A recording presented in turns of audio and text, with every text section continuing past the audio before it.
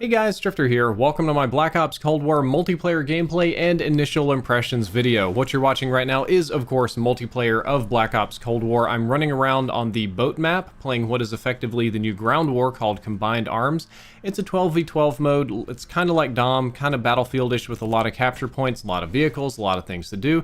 And I thought that this gameplay showed off Black Ops Cold War the best, and then we're going to show some from the snow map, and then Miami, and then Russia, and then lots and lots of maps. But I do want to point out that I was able to capture this gameplay only because Activision invited me to an early capture session, so there's one FTC disclosure, and if you're going to be playing Modern Warfare, Warzone, or even Black Ops Cold War at some point in the future, be sure to use creator code DRIFTOR in the store for any of your microtransaction purchases, which is also sponsored by Activision. So we've got that out of the way, and now let's get to my actual initial impressions, which are mixed. I had very mixed feelings about Black Ops Cold War, and because of those mixed feelings, I can't just hype this game up with no concern whatsoever, because I definitely have concerns about this game.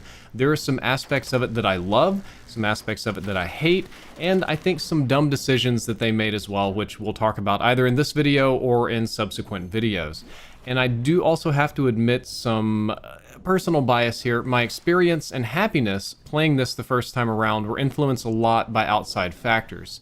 Alleviation of said outside factors caused this to be kind of an emotional roller coaster of a day for me, and this intro is going to get so much more personal than a normal gameplay review. My gameplay session started with a family emergency where I found out that a family member in another state almost died. There was some consoling to do, some decisions to make, some chaos, and then 5 minutes later, I'm jumping into Black Ops Cold War with some of the best gamers in the world. My PC crashes on the first match because I foolishly tried to change some settings that I wasn't supposed to.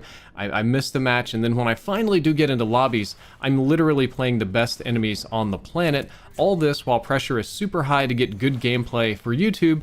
And I'm not Superman. I tilted, and I tilted really hard for the first couple matches. I did not have fun. I hated Black Ops Cold War. I hated the players. I hated the world. I hated everything. I almost just left the capture session and noped right out. And it took a solid 30 or 40 minutes for me to calm down, breathe deep, find my groove, find my happy spot, and then, kind of start enjoying Black Ops Cold War once I got kind of into the feel, into the flow of it. And part of that had to do also with me giving up on more experimental or more fun gameplay and kind of going all league play sweaty mode, kind of aggressive as I can, because that's what every other player was doing. So we've talked about a lot of stuff now. Let's talk about some specifics of the game. One of the changes that you're going to notice almost immediately is that this game has neither score streaks, kill streaks, or support streaks. They're kind of all support score streaks with massively increased scores and chain multipliers. So this gets a little complicated. I'm going to try my best to explain it. Every single streak that you have is a support streak in that it does not reset after death. It is a cumulative point score support streak. So if you get 4,000 points at any course of the match, then you get your war machine just good to go. The score on these, however, like most support streaks in modern Call of Duties, have been massively increased, so it takes a lot of points to get lethal or good rewards. However, you do get multipliers on the amount of points you earn for actions as your kill chain improves. So you get a 1x, 1.5, 2x, 2.5, 3. Just as you kill more people, you get more multiplier on your score. So the idea behind it is the longer you keep your streak alive, the more you can build up points. And basically what you need to do to get big streaks is to go on about a 7 to 10 kill streak and then capture a couple of flags with the maximum multiplier, and that'll earn you the big points. The idea behind it is to encourage objective play while also encouraging people to stay alive. For example, in Black Ops 2, you had, or what we thought we had, was a nearly perfect score streak system until people started throwing themselves at flags in order to rack up score streaks or getting on and off the hard point to reset it over and over again so that they could kind of boost up those points and get really big streaks. Then in Modern Warfare 3, you had people cheesing points for the support streaks and basically camping and hiding and just finding little ways to get assists and stuff until they get their lethal streaks. Then now back in Modern Warfare 2019, you had people camping corners to get kills because we're back to kill streaks.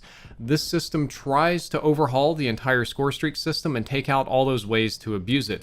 You can't camp in corners and jack your kill streak up really high and get enough points to earn anything, because if you do that, you're not going to capture enough objectives to earn the real points.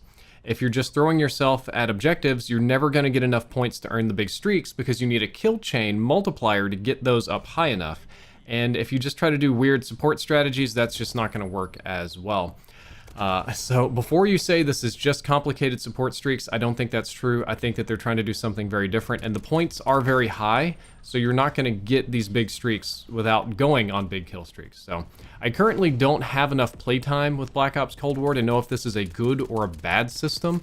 I like the idea of it, I understand the idea of it, I just don't know how it's going to play out gameplay-wise because it's kind of super complicated and lots of gamers will be confused. Somebody might find a way to bust it or abuse it, and that'll kind of make me sad. Moving along, there is no mounting in Black Ops Cold War that I'm aware of, so you can't mount your weapons on walls and windows and doors like Modern Warfare 2019.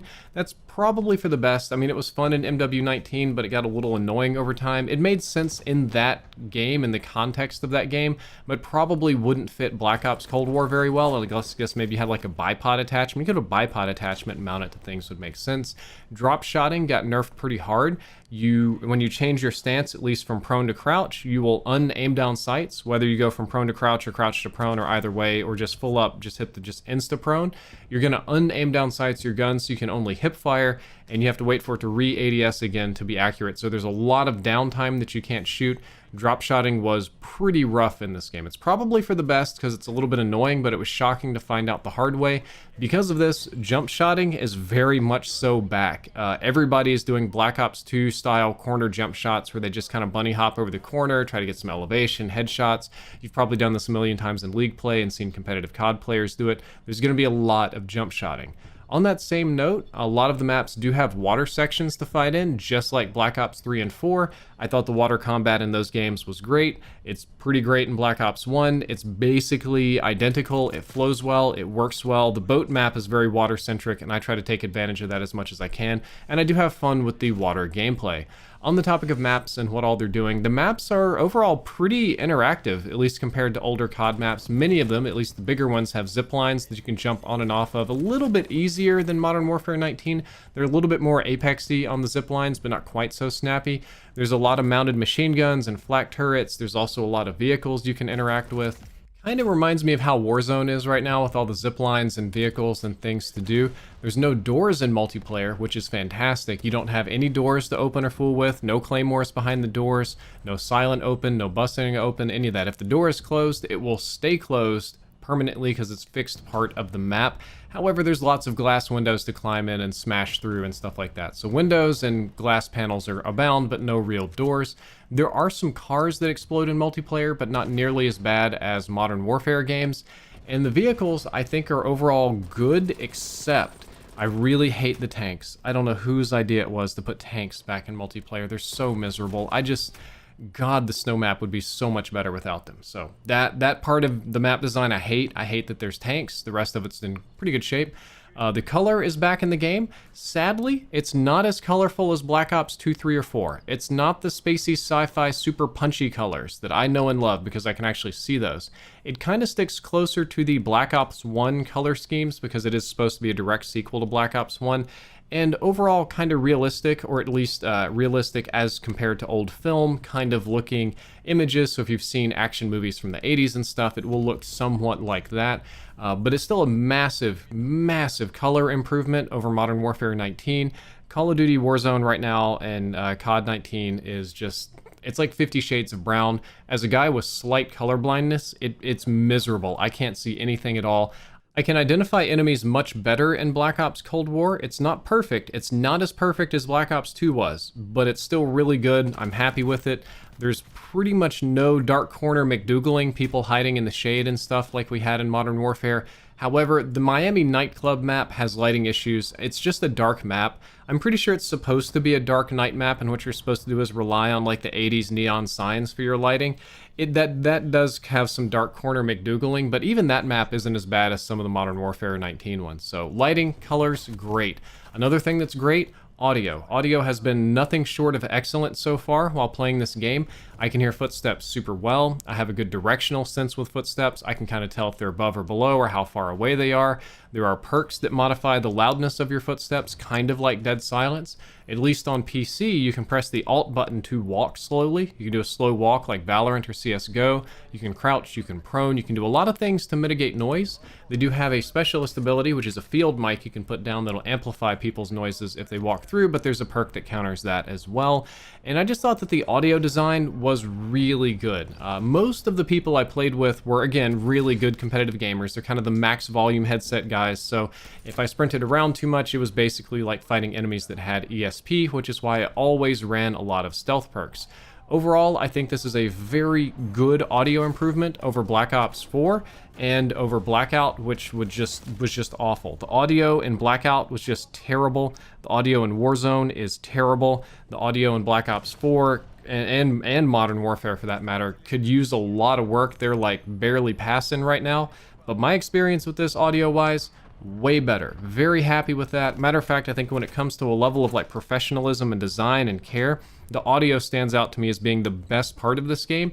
And one final fact is the balance between footstep sounds and gunshots was way better, unlike current Modern Warfare 19, which to be fair was more realistic, but it makes me deaf. When I turn up my volume loud enough to hear footsteps, my gunshots are like cannons going off in my ear.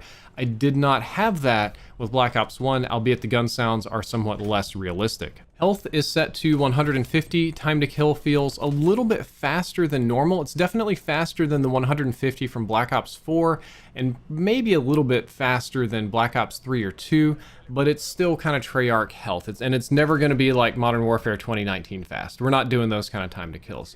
If I had to guess, I'd say it's probably closest to Black Ops 2 than any other game. There's no manual healing, no injections, no anything. You just have to wait to heal up, old school style. I don't know if stims are coming in the game or not. Overall, the time to kill and health mechanics do feel good. They feel sane, reasonable. They match the flow of the game. I have no complaints about the health or anything. Headshots do seem to matter too. That's subject to some testing because I don't know. They just feel pretty effective. I think that the map design for this game is great when we're playing the right mode on this map. And it's kind of like Black Ops 4 with that one, in that Black Ops 4 had some maps that you could tell were clearly designed for one or two modes and then not so much for anything else. And it's pretty much the same story here. If you play a map on the mode that it was very clearly designed for, it plays great. It's Treyarch doing their absolute best. It plays excellently. It's fun. If you put a different mode, an alternative mode, a goofy mode on there where the objectives and stuff are just kind of there to be somewhere, it's pretty miserable. So map design is good when we're playing the maps for the modes that they're supposed to be on. I do love the insane variety and colors on the maps. I mean, we have a snow map, we have a desert map, we literally fighting on the water, under the water, then we're fighting in Moscow, now we're in a nightclub in Miami with all these neon lights going on. There's a lot of variety in the locations, in the shape of the map, in the elevations of the map, the lighting of the map, the colors of the map, everything, and I think that's good. I'm all about variety. The 3 or 4 maps I've seen so far are fantastic.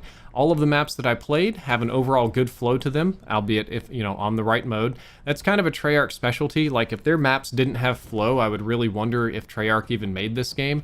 It's a compliment that I should pay them, but it's just something I've come to expect of that studio at this point in time.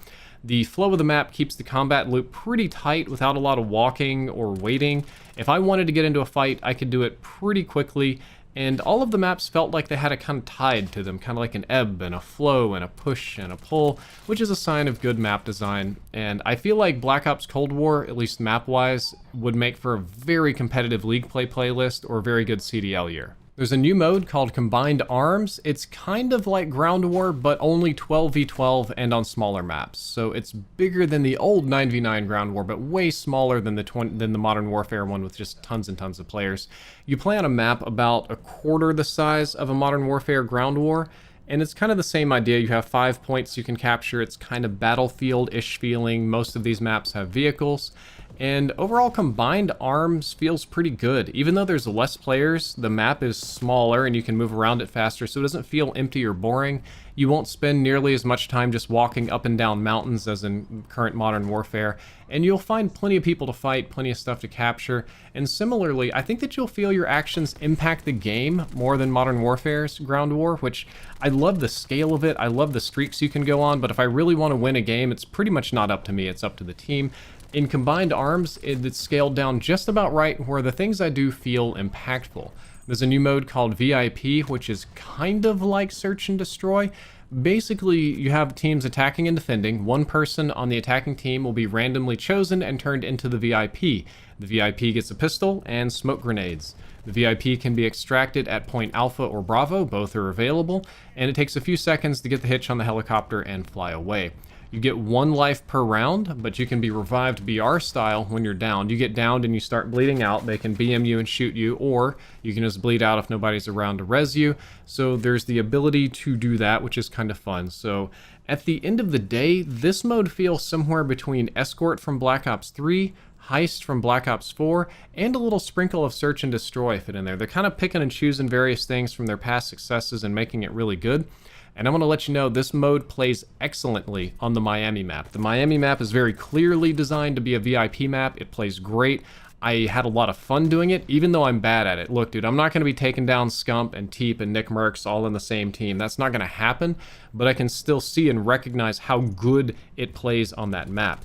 However, it plays terribly on the snow map in Uzbekistan and some others. There's just some maps that you just shouldn't be doing VIP on because they're clearly not designed for it. So I think VIP is going to be really good on some maps and really miserable on some others. You've got standard team deathmatch, domination, kill confirmed, hardpoint. They all work about the way you would expect them to. No major improvements here. I will admit it kind of made me mad that I didn't get any points or multipliers for being on the hill in hardpoint. This is my like little alpha test session, right? But I decided to really be a team player and try to get some streaks. And I played pretty hard on that map. I ended up with, I think, triple the hill time of anybody else on my team. I think I had 1.5 minutes and the next closest was like 30 or 35 seconds or something like that. So, and I had more hill time than anybody on the other team by a pretty big margin as well. Yet I was dead last at the very bottom of the scoreboard of both teams for points.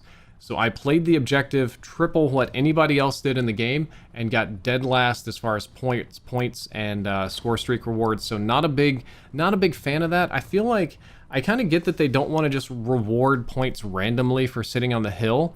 So maybe why don't they have the multiplier tick up very slowly? The longer you stand on the hill, your points multiplier can go up so that the next thing you do earns you more.